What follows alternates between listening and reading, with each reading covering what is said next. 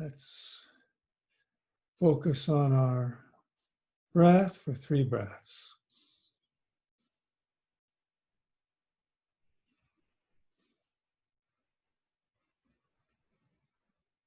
And with a deep in-breath.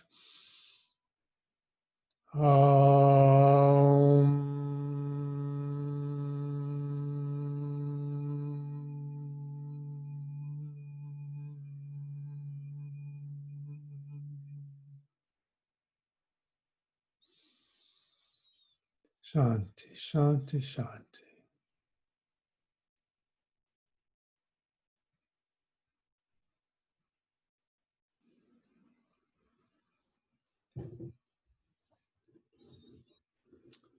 All right, let me share our screen now.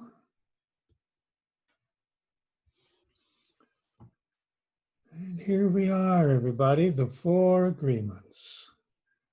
4 agreements. We'll be approaching the first one this morning. Be impeccable with your word. Be impeccable. I think when we first see this, it looks more like a command than agreement. We think of speaking the truth to others, not manipulating our word. But as we're going to see, we have to go deeper than that to be impeccable. We have to be impeccable with our thoughts and how we talk to ourselves. So this book is going to give us some hints how to go about doing that and how to notice if we're being effective or not. How do we know if we're being impeccable with our word? We've already studied chapter 1. As an infant, your message to the world, you learn to use symbols, language, to deliver your message. Through the attention, you gather knowledge in your mind. Each symbol you learn by agreement. You don't get the agreements like pouring coffee into a cup. You have to agree to each one. The voice of knowledge, your mind, never stops talking. It speaks your truths. One of your truths, maybe nobody's perfect. It's a common truth. Now, since you know that's not one of my truths, maybe we can start to see that truth may not be, or is it something that's absolute? Or is it just something that's different for each of us? It's a good question. We're going to take a look at that. All right, so let's jump into chapter 2 today. Symbols and agreements. While growing up, we make our countless agreements with ourselves, with society, and everybody around us. The most important agreements are the ones we make with ourselves. The agreements we make with ourselves are beliefs, the symbols we learned. And Sam just gave an example of that when he said when he watches television, he's drawn to take sides, and I am too. So what's the source of our taking sides? It's those beliefs that we have. And the beliefs are symbols in our mind that we agreed to. That we agreed are the truth for us. Steve, just a quick question here. The word symbols, another translation for that could be words, thoughts. Yes. Okay, thank you. So remember when I held up that green thing? And I said, okay, folks, the symbol for this is the sound puck. Yeah. L-P-U-C, yeah, that's the symbol for it. Yeah. So the truth was what you observed. And what we called it and labeled it. And what you labeled it as a symbol. We use symbols to label things. Got it. And words are symbols, spoken words and written words. Rather than call them words, he called them symbols so that we can step a little bit back from mainly what's in our mind, the thoughts in our mind, which are words, and look upon them as symbols rather than thoughts or words. And those symbols in our minds, how'd they get there? At one point or another, we agreed to let those symbols represent a truth.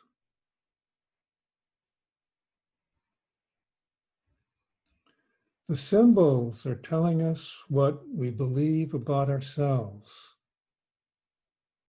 Isn't that interesting? So the symbols got in our heads. How? When we were kids, we were shown a puck and we said, okay, puck. We got all those symbols in our heads, and eventually the symbols start telling us what we believe about ourselves. We can tell others what we believe about ourselves. The symbols, they're telling us what we are and what we are not. So here's my symbol speaking. I am a man. I am not a woman. I am tall. I am not short. I was told that when I was a kid. I got reinforcement for that symbol, tall, and I agreed with it. And people thought tall was good. I thought, well, good. It's nice to be good. So tall is good. So I agreed with that symbol.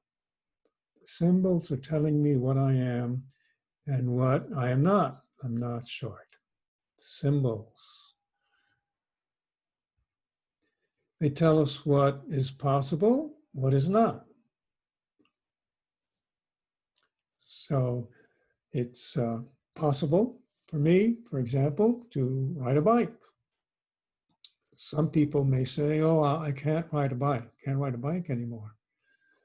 Those are words, symbols talking. The symbols tell us what is not possible. Oh, it's hard for me to memorize things. Symbols talking. We all have our own set of symbols telling us what we can do, what's possible for us, and what is not. The voice of knowledge is telling us everything that we know, but who tells us if what we know is the truth?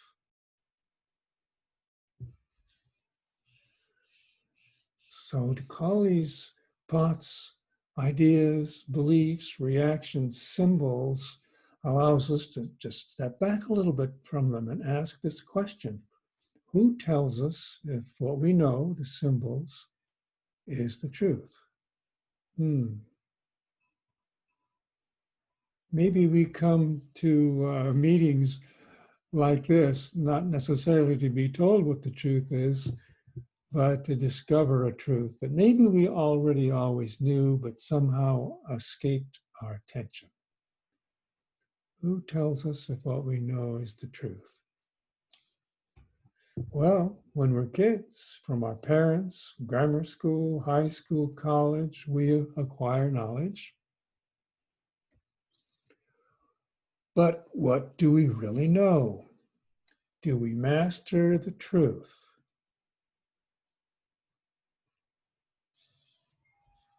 That's a rhetorical question. I'm going to give an answer. Does anyone have a suspicion what the answer to this question is? Do we master the truth? Okay. Here's what Don Miguel Ruiz says from the Toltec tradition. No. We don't master the truth. It's not the truth. All our knowledge in our head. We master a language, a symbology. And yet we have to communicate so that we can get our needs met through our requests. What's interesting, yeah, what's interesting is the judgment behind the thoughts that we say within ourselves or with others. And to learn to let go of that type of, alienating language. And to be in the fullness of the body sense as opposed to our thoughts and words and beliefs. Do you know what I mean? I do. Yeah. And what Don Miguel Ruiz is communicating to us, language, symbology, is not appropriate for expressing the truth. It's kind of contrary to what we've always thought. We thought, well, there's some language which tells us the truth, and then there's people who lie. So the people who lie, they're not telling the truth. But George Washington could never tell a lie. I learned when I was a kid. So we should not tell lies. We should speak the truth. And even this agreement, be impeccable with your word, sounds like we ought to tell the truth. So what's going on here? Language or symbology is not how the truth is communicated. It's not the vehicle for truth. It's a vehicle for symbols. Symbols. We'll just hold that so we can kind of question our relationship with truth now, and let's see where he goes with this. Okay? Oh, I have a question. Go ahead, Ella. Yeah, so if he's saying that language is not the truth, or I think it would be helpful to clarify exactly what he means by that, because since his whole book is, written in that language, then that implies that his book is not the truth then. I think there's a difference between like our pure observation, which is really the focus of the class, and all these different methodologies, including, the 4 agreements, versus our judgmental thoughts within the context of ourselves and judgmental thoughts of others. Or, for example, evaluations. So, for example, I got A's and B's in high school and a couple of C's. Those are evaluations. Versus pure observation is 5 plus 7 is 12. Or the temperature outside is 83 degrees versus somebody saying it's really hot and sticky outside.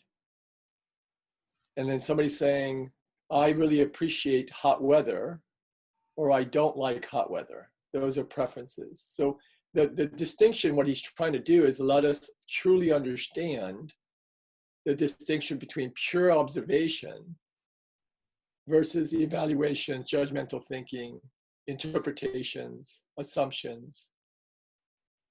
Do you understand the difference here? I have some examples as well. Yeah. I Coming think some more examples would be helpful. Yeah. Yes, Stella? Oh yeah, just saying that I think some more examples would be helpful. Okay, I got one coming up. And Sam is heading in the right direction. However, when we talk about experiences, quote unquote truth, we use words to talk about them. So right away, it gets a bit of a spin because we use language, but that's the best we can do. So I got my example coming up here. Let's carry on a little bit. That symbology is only the truth because we agree. not because it's really the truth. So we may be agreeing with what we read in this book and what we're being taught today, but it's only the truth because we agree with it. We say, aha, that's the truth. But not because it's really the truth. Everything we know is really about agreements, beginning with the symbols that we learn. So I have an example after this to remind us the difference between symbols and truth.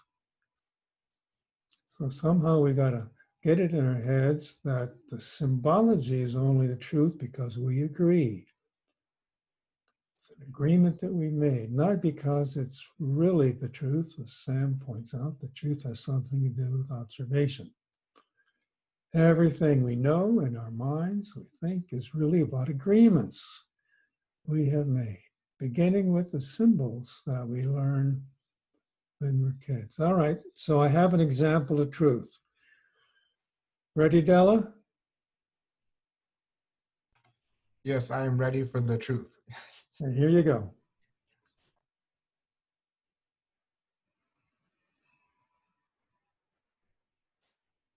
There's truth.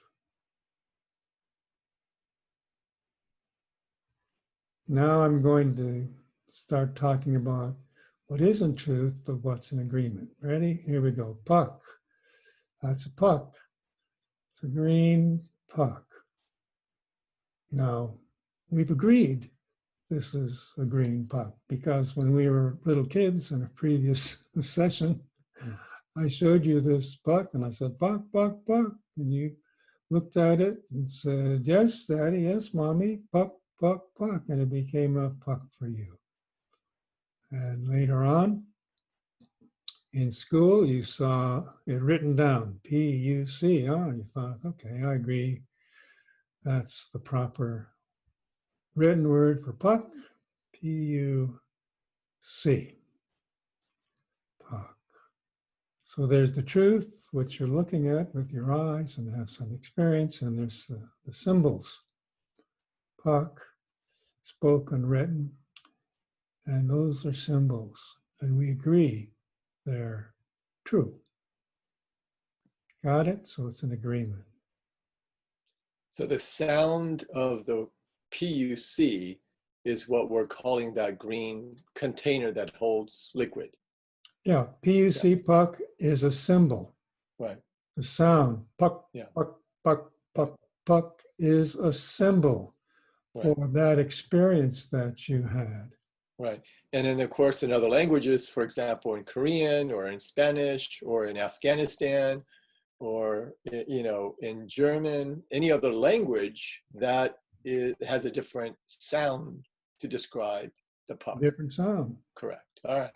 Yes, if I were to show this to not our group here, we've learned this is a puck, but to others, they'd say, oh no, that's not a puck, Steve. You're telling a fib. That's a cup. Right. You're lying about that. Why do you call it a puck? It's a cup. Anyone can see that. That's the truth. So you're not telling the truth about that. In NVC language, we would say, in English, we call this a cup. In your language, I'm guessing, I'm hearing you're calling it a puck.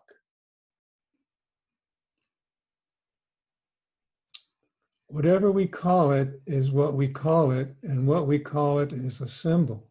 Right, but what I'm saying is to distinguish so we can have observations for the understanding and respect to the language that we're calling it. That's all I'm saying, is to provide this distinction so that we're all on the same page, because if the language is different, given the different backgrounds and language of the culture or the country, rather, we want to be able to distinguish so we have a basis of what we can agree or what the sound is in their respective language.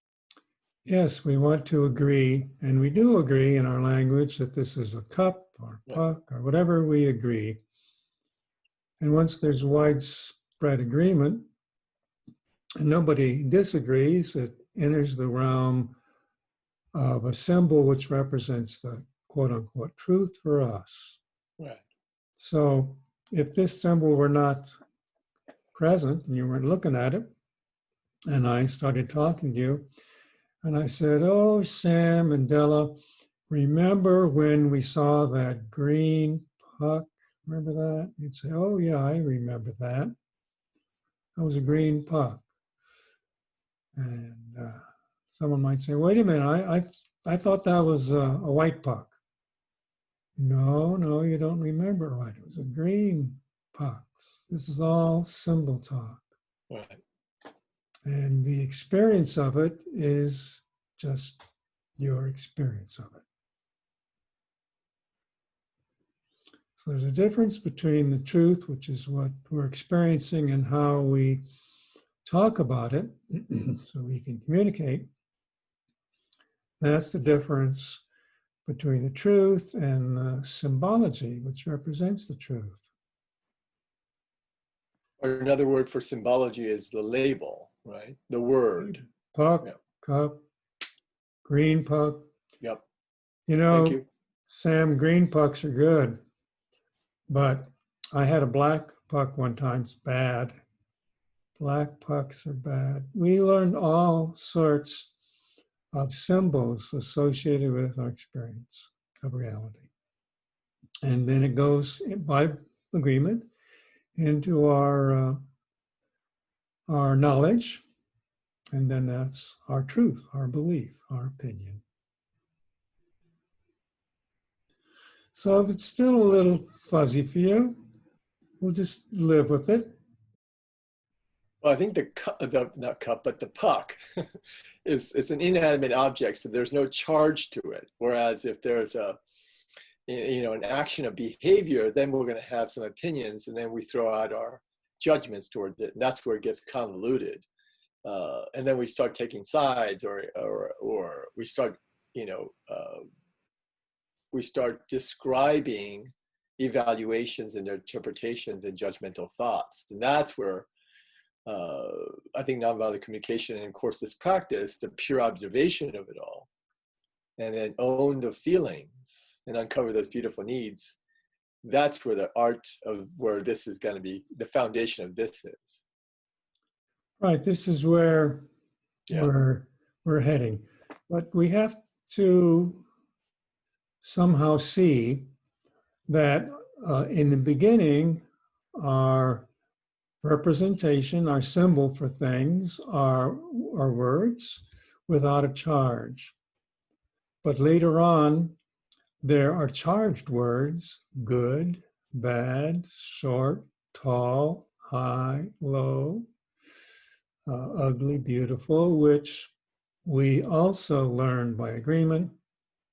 And we combine some of the non-charged symbols with the charged symbols, but they're all symbols.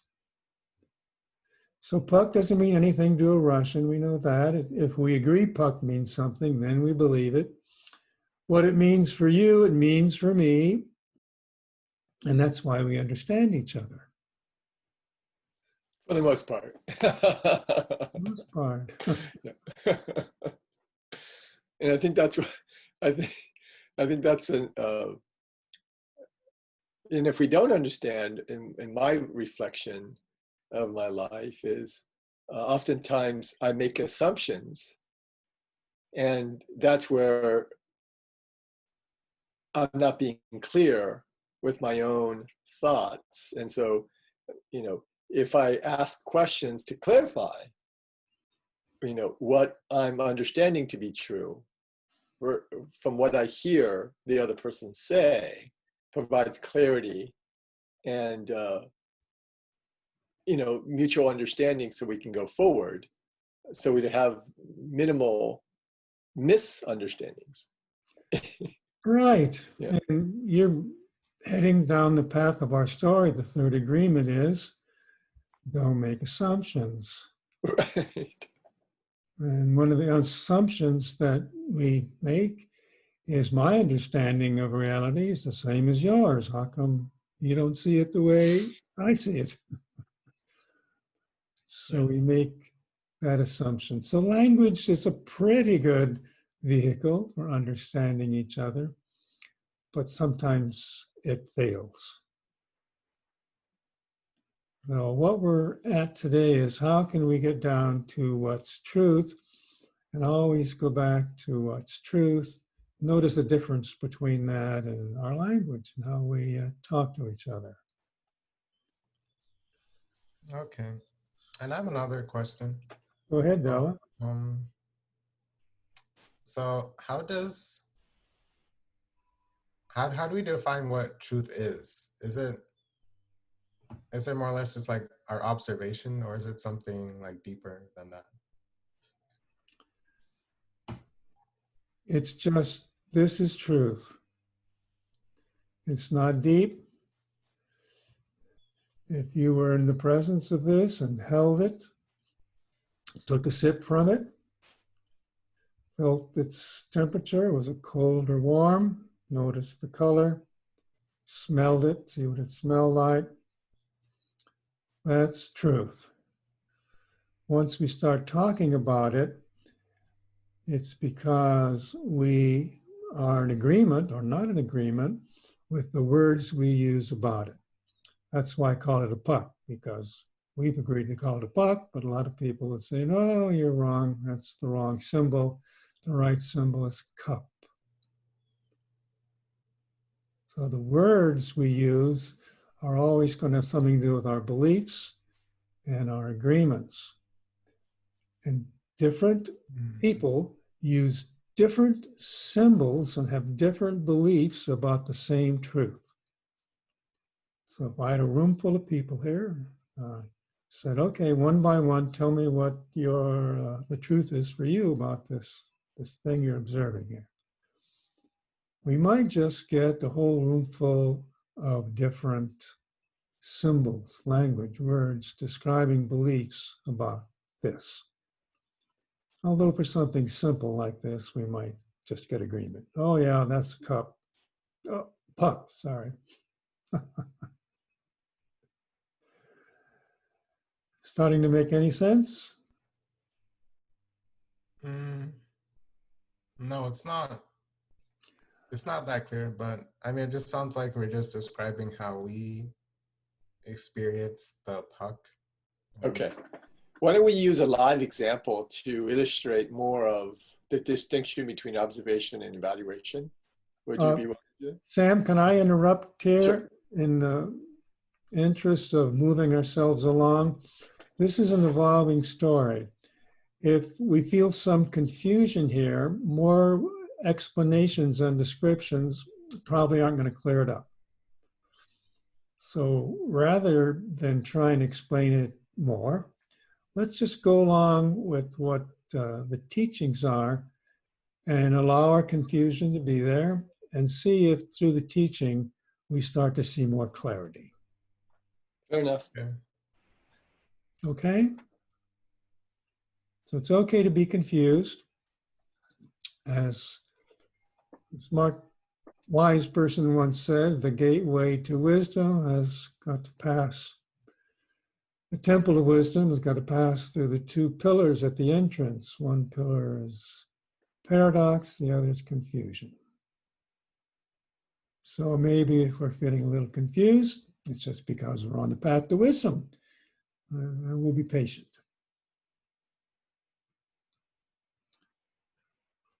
Symbols and agreements. Puck doesn't mean anything to a Russian. We agree it means something. What it means for you, it means for me. And we believe that we understand each other. What I'm speaking right now, the words I'm speaking to you, you understand it because we agree with the meaning of the words you are hearing. Well, not entirely, because there's some confusion. So you agree with some of the words you're hearing, but some of the words have confused you. That's okay. But, of course, this doesn't mean we agree entirely, and here clearly we don't. Each of us gives a meaning to every word. It's not exactly the same for everyone. That's why sometimes when we seek to explain something, we explain it once and it seems clear to us, but to someone else it's not clear. How come? It's because somehow we haven't come to a place where our words mean the same thing for each of us. Each of us gives a meaning to every word, and it's not exactly the same. So that's human nature. Every word, every thought, every belief in our mind has a meaning, but not because it's real, not because it's truth. It's just an agreement with ourselves and everyone else who learns to use these symbols. So the words we speak, the thoughts in our mind, are all some ancient agreements with ourselves. An agreement with yourself is a belief, and everyone else who's learned to use the symbols. And sometimes we communicate, sometimes we don't in our talking, but not because it's real, not because it's truth. Each of us really knows the truth when we experience it. It's just when we start talking about it, it may or may not be communicated because the symbols may mean different things. So that's what he's getting at here. It's that we learn to step back a little bit from our beliefs and our assertions and even our confusions, and just notice that they're attributes of the way we think. The truth is, our voice of knowledge, 100%, is symbolism. Words we invent to understand and express what we perceive. All of our mythology, our religion and politics, all our opinions are nothing but agreements with ourselves and with other humans. Even our confusion. They are our creation, but are they true? Are our questions true? Are our assertions true? That's a rhetorical question. Now he's going to give an answer. Truth. And this is what you were saying, Sam. Everything we perceive to exist is true. Earth is true. Stars are true. The entire universe is true. The puck is true. It's just not the word that I used, puck. It's what you perceived when I said the word puck. That's true. But the symbols we know are only true because we say so. That's why I invented that word puck. It's only true because we say so. Our experience of it is the truth. So we can all experience the truth that is the earth, the stars, the entire universe, even that thing which I call puck, the experience of it. We perceive it. That's true. It's the words that may symbolize for us an agreement that we all agree to, or maybe not.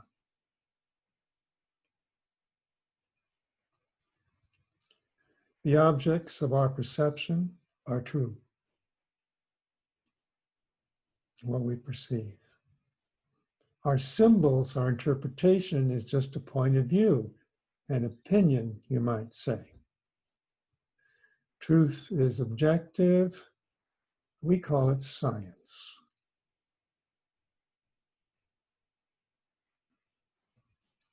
Interpretation is subjective. We call it art. So your experience of that green thing, might call that science. Our interpretation of it, the word we use for it, puck, cup, whatever, that is art.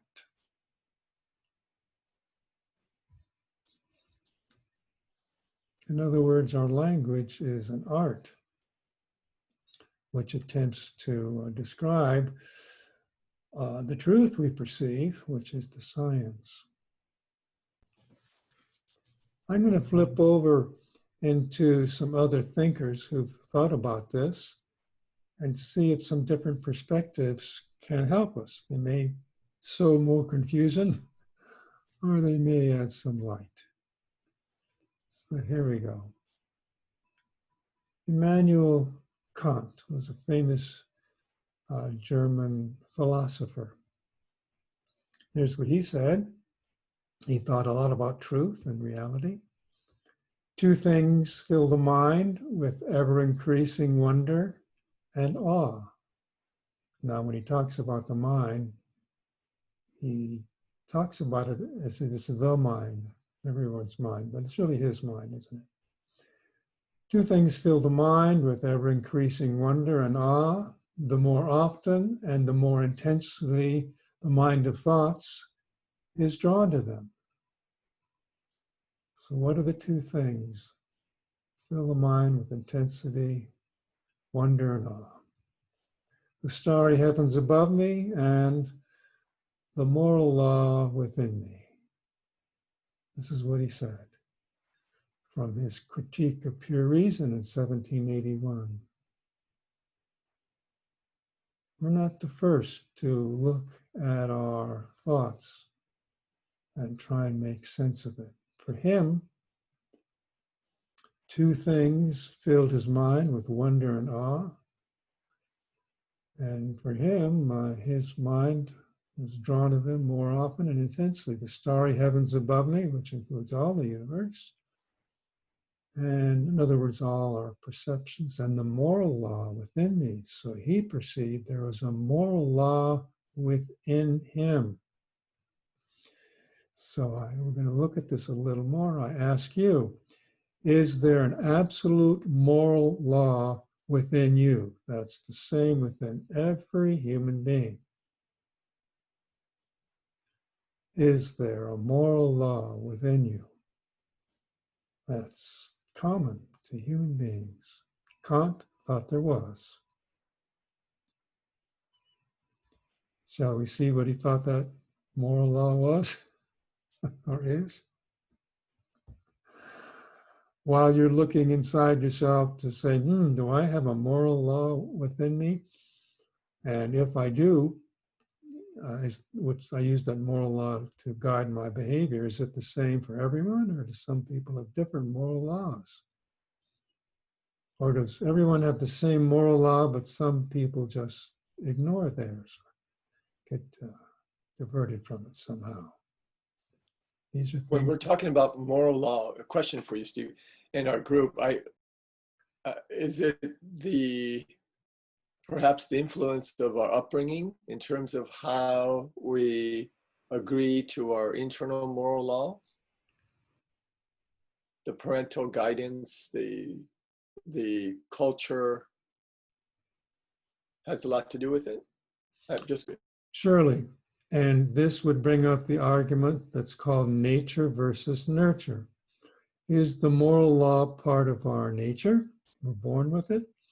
Or does it come through nurture? How our parents and friends, siblings, and so on, what they taught us was good and what was bad and so on. Or is it some combination of both? People like to argue about that. Let's see what Kant has to say. It's a good question, Sam. How the world is in itself, we can never know. So what he's saying is, even though the Four Agreements said there's a reality, remember that green thing that we all observed? He's saying the world is in itself something we can never know. So he's going even further back. The nature of reality can be scientific if it describes not the way the world is in itself, but how we experience the world. So the nature of reality is how we experience the world, not the way the world is in itself. So here's another point of view. We have no idea what the world really is like out there. There's not some absolute reality, and we're all looking at it and seeing it. We're like the blind men feeling around the elephant. One says, ah, the elephant is all toenails. Another one says, oh, the elephant is all trunk. He's saying there's not an elephant there, but rather it's just our experiences of the world that are our science. In a way, we can never see that elephant. Space and time are not objective features of the world as it is in itself, but rather forms of our experience. So basically all we have is experience, and we extrapolate and say, well, our experience represents the truth. Maybe we're getting more confused now. Truth is objective, we call it science. Interpretation is subjective, we call it art. So where we're headed with all of this is that all of our beliefs, our thoughts, our agreements, our opinions, the moral law within us is our art. It may represent our interpretation of truth, objective, science, but what's in us is subjective. We call it art. So if we look at our thoughts and our minds as art, we can hold it in a little different light. Kant went on to say, a universal moral law applies to everyone and tells us what we ought to do, regardless of what we want. So look where he went with this. He said, a universal moral law applies to everyone. Sort of sounds like it was there when we were born, regardless of what our parents and siblings taught us, and tells us what we ought to do, regardless of what we want. This law reveals, here we go, a moral law. We have free will. God is good, a unity teaching. There is an afterlife, and suicide is wrong. Now, we may argue with some of these. We have free will or not. God is good. No, we won't argue with that. There is an afterlife. Life could be arguments. Suicide is wrong. We see these as perhaps subject to argument. He said, no, there's a universal moral law, and here's what it revealed. So this was his art, in a sense. You see, it's his art, not a science. However, even Kant recognized I had to suspend knowledge in order to make room for faith. So sometimes all his observations, what the universal moral law is and so on, his knowledge, he had to suspend and make room for faith.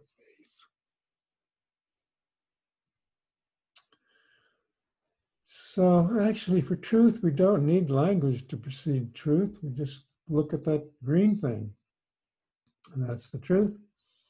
We strive to express truth and we use words. This is art. We represent or symbolize the truth. Words recreate the experience of truth in our mind.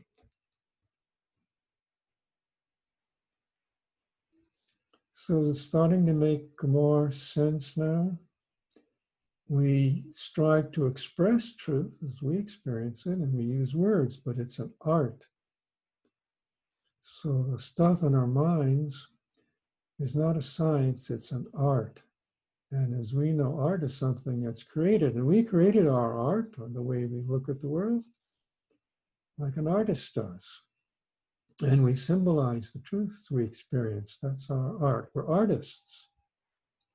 Words recreate the experience of truth in our mind. We're like artists recreating the experience. We're like artists painting pictures in our mind of the truth.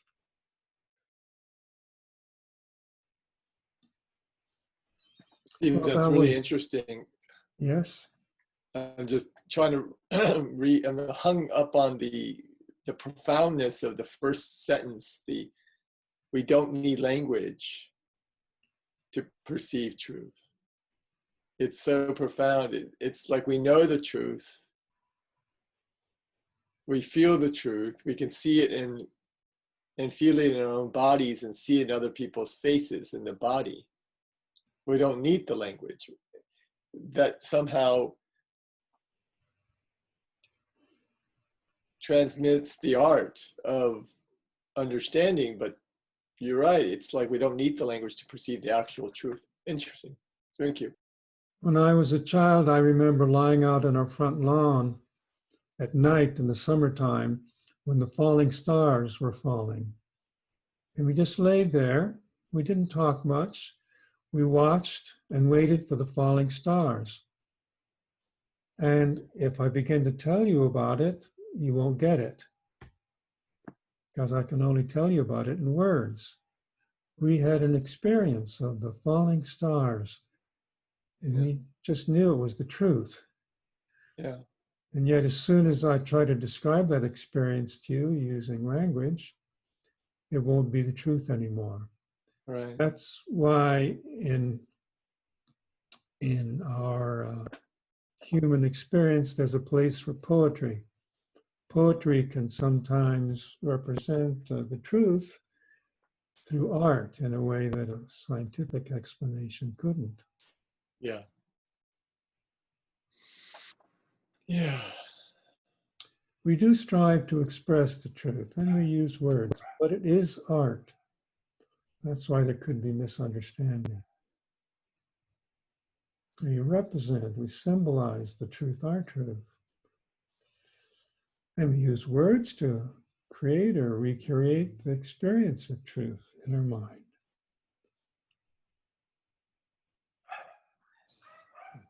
This is probably enough philosophizing for one day, don't you think? It was very profound. I really appreciate when we're trying to express in words. It's really an art of the past or the future. It's not here in the present moment, but yet our mind wants to create the story to express what's alive in the moment. It's interesting. Thank you. As we go on to the next session next week, let me give you a hint of where we're going. Be impeccable with your word. So if our word is art, how do we know if we're being impeccable with our word? And Don Miguel Ruiz is going to tell us it's easy.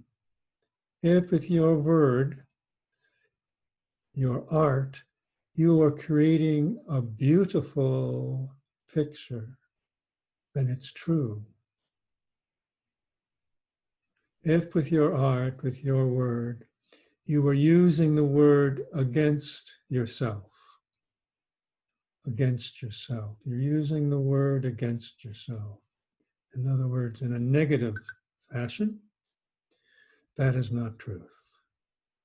So here's where we're heading. Be impeccable with your word means as you speak, are you creating a beautiful art? Or are you using the word against yourself? Because if you use the word against yourself, surely you will form a habit and begin using the word against others as well.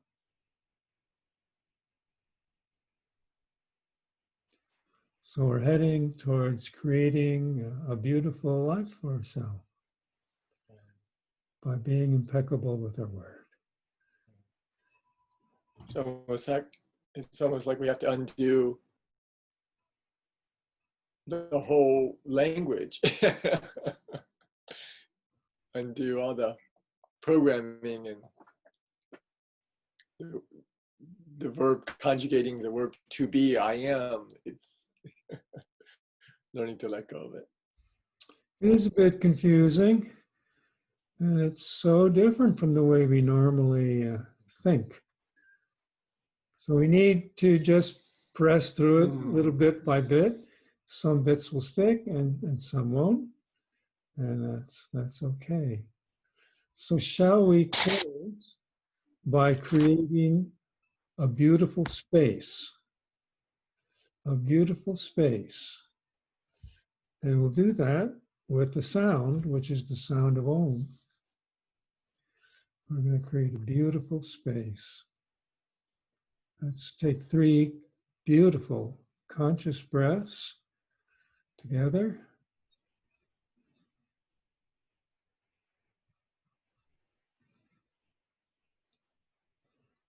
And now together, let's make the beautiful sound of Om together with the deep breath.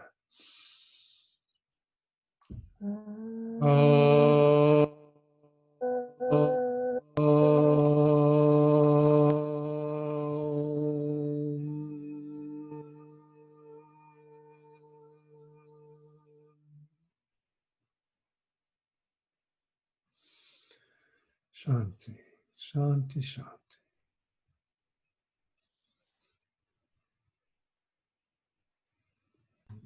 We kind of got going today, didn't we? We understood some things, but other things were confusing. I wonder if we'll see more light next time. Thank you. God bless. Everybody stay cool today. Stay cool. Enjoy the service. Yeah. Bye. Lots of water. Yeah. Bye. Enjoy. Love you. Bye. Mm.